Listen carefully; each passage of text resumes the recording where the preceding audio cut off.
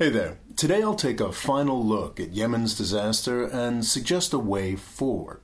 First and foremost, we need the fighting to stop. We could do it tomorrow. Without U.S. support, the Saudi coalition that holds the south of the country would have to sue for peace. I've been talking about the problem of the U.S.-Saudi relationship for 6 months now. I largely think the problem will solve itself, but there is one concrete step we could take to distance ourselves from Saudi Arabia and save lives. And that's ending the war in Yemen. The problem is we can't do it because Washington, D.C. has been completely captured by two dumb stories we tell ourselves about the country. The first is the Al-Qaeda myth I dealt with in the last video. Continuing the war is the biggest possible gift we could give to Al-Qaeda, and I think most people realize that. So today, I'll deal with Washington, D.C.'s more powerful myth and try to suggest a better story that will allow us to finally end the war in Yemen. The second myth is the idea that the battle in Yemen is part of a larger war between Iran and the United States. This is the story that the Saudis have been selling the United States so they can maintain their war for control of Yemen. The idea here is that Saleh and the Houthis, who control the north today, are in league with Iran, and they're building a Shia crescent they will use to control the Middle East and fight America. Most serious analysts of the conflict in Yemen acknowledge that this story is largely bullshit. Zaydi Shiism, the religion of the Houthis, is actually much closer to Sunni Islam than it is to the Shia Islam of Iran. Since the war began, the Saleh and the Houthis have been eager to take support from anybody who's giving it, and yes, that has included some arms and supplies from Iran.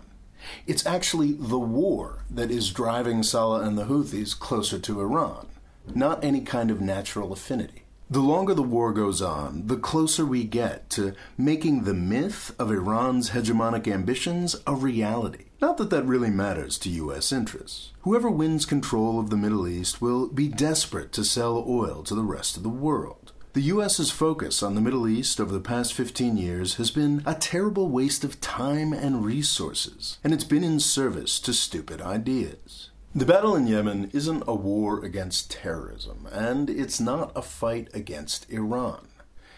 It's a war for independence, and the United States is on the wrong side. In fact, it's two separate wars for independence, and they've been going on for quite some time.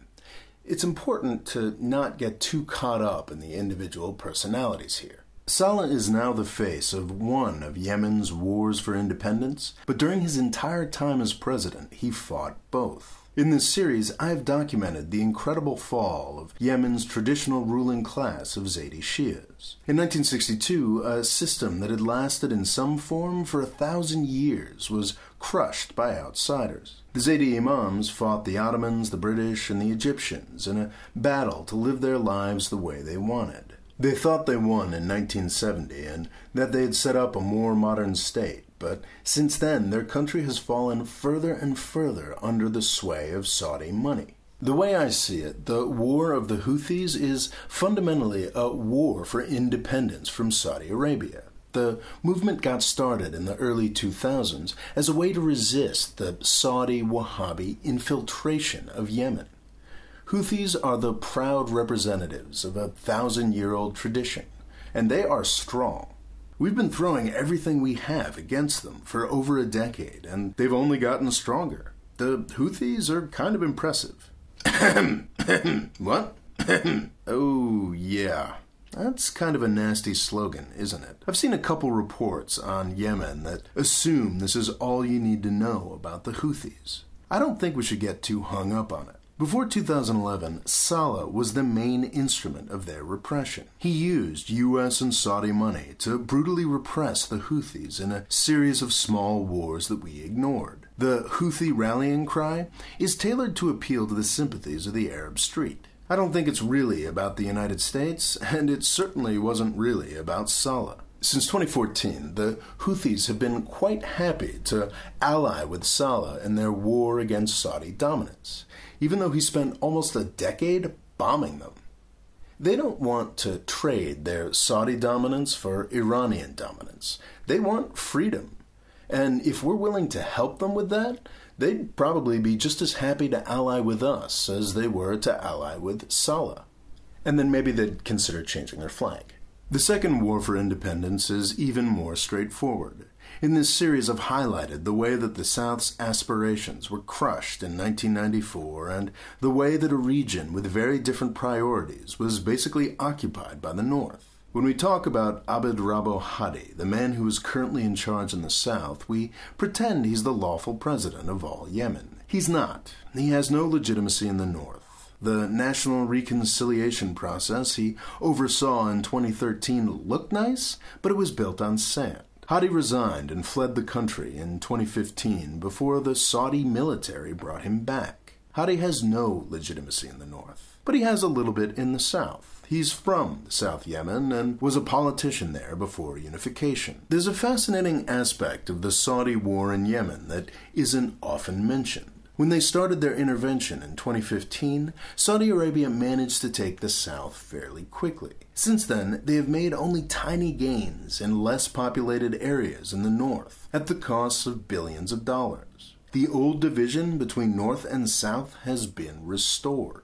To be clear, I am not saying that Saleh and the Houthis somehow deserve to rule in the North, or that Hadi has any real right to rule in the South. I'm quite confident that many in the North hate Saleh and the Houthis just as much as they hate Saudi Arabia.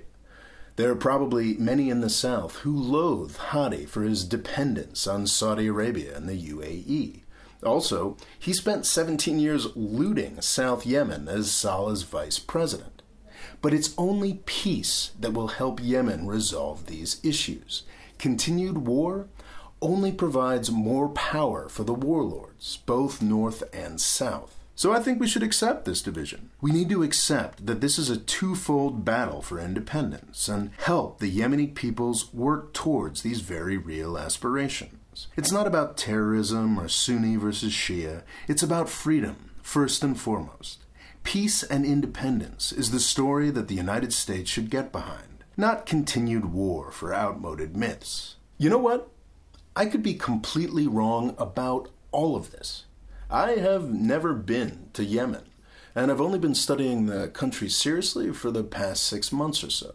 Also, I think I probably spend way too much time on this channel advocating for the carving up of other people's countries. But I do know that the stories that Washington, D.C. tells itself about Yemen are a lot worse than the story I've tried to tell today. Our stories about Yemen are helping to kill the country. I think this story of Yemen's 2 wars for independence makes a lot more sense, and it might give us the moral courage necessary to finally stop the fighting. With peace, it's possible that a federalized structure could provide for a prosperous future for a united Yemen. I don't know. What do you think? Whew. Well, that was exhausting. I hope you found this tour through Yemen's disaster to be useful. I certainly did. These videos are only possible through the generosity of 95 amazing people who support this channel on Patreon, my crowdfunding thing.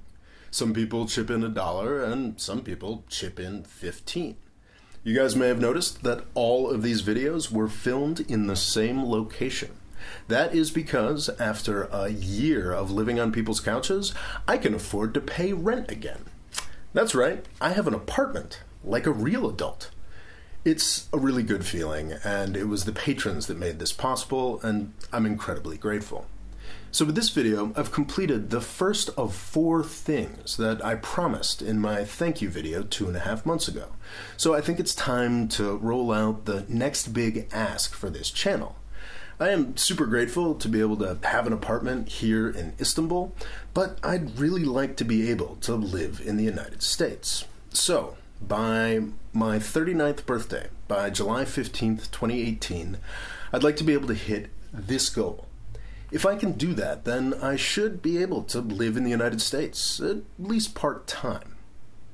So if you think the content we provide here is worthwhile, I'd urge you to consider chipping into my Patreon account. Also, I kind of need a new laptop. I'm not sure. I don't think this is how that's supposed to work. And at this point, buying a new laptop would pretty much wipe out about a month's worth of my income. So, yeah. Anyway, regardless, thanks for watching. Please subscribe, and I would be honored if you considered chipping into my Patreon account. Thank you so much.